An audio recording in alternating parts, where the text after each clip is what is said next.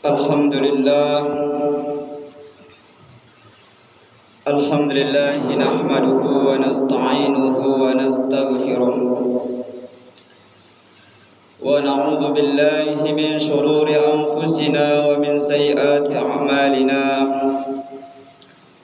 wa may yahdihillahu fala mudilla lahu wa may yudlil fala hadiya lahu. Ashhadu an la ilaha illallah wahdahu la syarika lahu wa ashhadu anna sayyidana Muhammadan abduhu wa rasuluh la nabiyya ba'dahu. Allahumma salli ala sayyidina Muhammad wa ala ali sayyidina Muhammad. Allahumma aslih ummata Muhammadin sallallahu alaihi wasallam wa farrij an ummati Muhammadin sallallahu alaihi wasallam warham ummata Muhammadin sallallahu alaihi wasallam wa anshur wahfaz ayyid nahdatal watani fil alamin bihaqqi Muhammadin sallallahu alaihi wasallam. Amma ba'du. Fa ya ayyuhan nas usikum wa nafsi bittaqwallah faqad fazal muttaqun. Wa qala Allah ta'ala fi kitabihil karim, a'udzu billahi minasy syaithanir rajim. Bismillahirrahmanirrahim. Ya ayyuhalladzina amanu taqullaha haqqa tuqatih wa la tamutunna illa wa antum muslimun. وقال أيضا يا أيها الذين آمنوا كتب عليكم الصيام كما كتب على الذين من قبلكم لعلكم تتقون. صدق الله العظيم. Hadirin sidang Jumat yang dirahmati Allah, segala puji bagi Allah yang telah memberikan kita kesehatan, keafiatan, panjang umur sehingga kita dapat melaksanakan kewajiban kita sebagai umat muslim, yaitu melaksanakan ibadah salat Jumat di tempat yang mulia ini.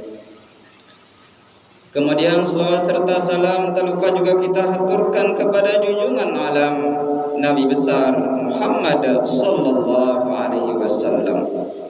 Karena berkat beliaulah kita bisa merasakan namanya nikmat iman dan nikmat Islam.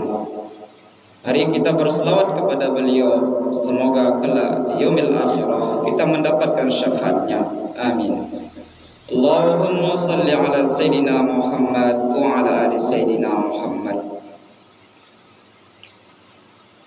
Hadirin sidang Jumat yang dirahmati Allah, sebelum Al-Khatib menyampaikan khutbah pada kesempatan Jumat kali ini, seyogianya Al-Khatib berwasiat takwa pada diri sendiri Al-Khatib, demikian juga kepada para jamaah sekalian.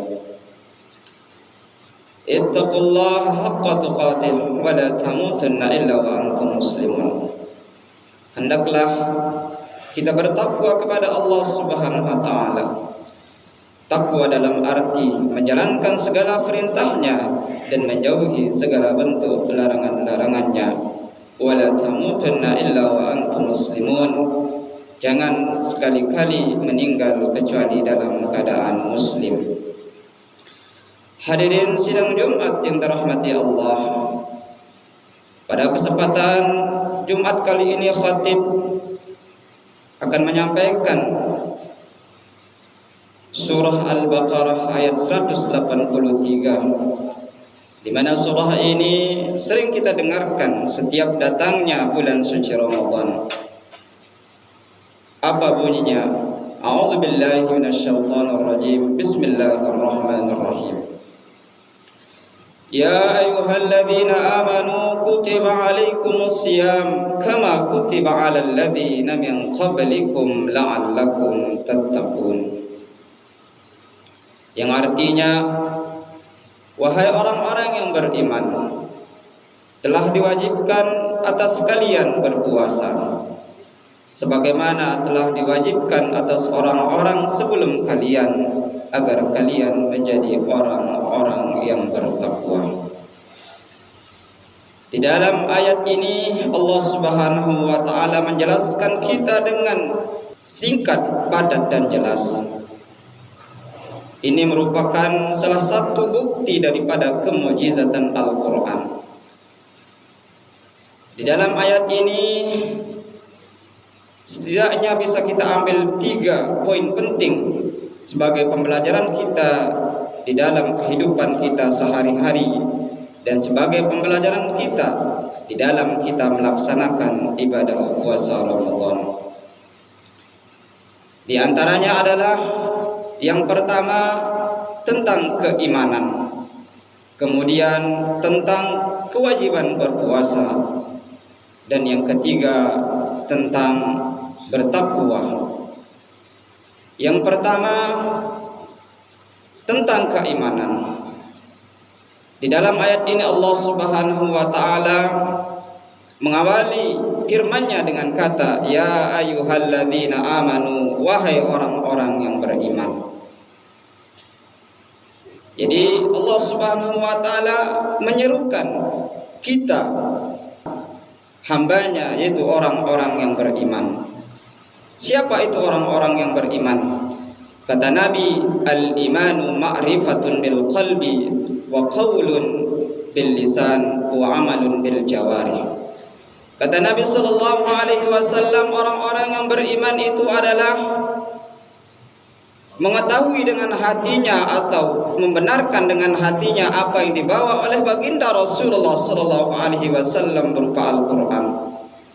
Kemudian orang yang beriman itu adalah mengucapkan dengan lisannya, yaitu syahadatain, dua persaksian, yaitu asyhadu an la ilaha illallah, tidak Tuhan selain Allah, dan wa asyhadu anna Muhammadan Rasulullah, dan saya bersaksi bahwa Muhammad adalah utusan Allah.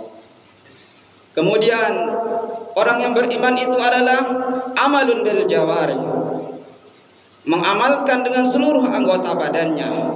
Apa yang diamalkan?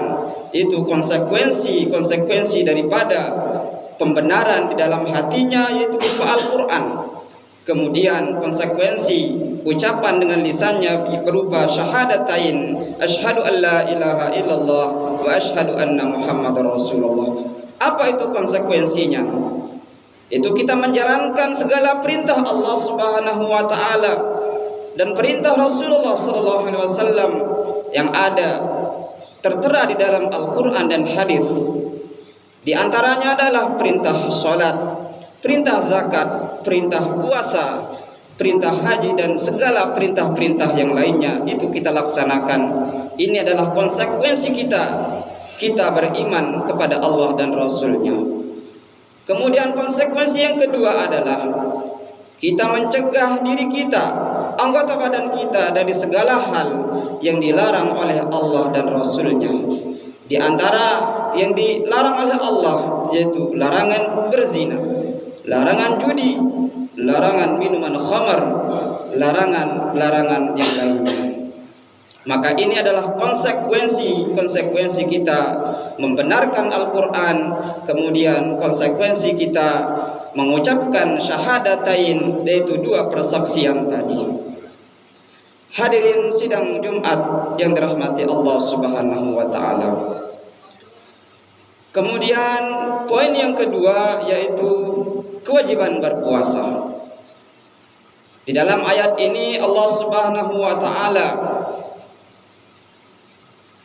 memfardukan kita umat yang beriman, yaitu berpuasa di bulan suci Ramadan selama 30 hari. Maka Allah Subhanahu wa taala memulai dengan kata ya ayyuhalladzina amanu. Salah satu syarat sah dan syarat wajib berpuasa Ramadan adalah beriman. Kemudian poin yang ketiga yang bisa kita ambil dari ayat ini adalah la'allakum tattaqun, yaitu bertakwa kepada Allah dan kepada Rasulullah. Jadi Allah Subhanahu wa taala memerintahkan kita berpuasa di bulan suci Ramadan.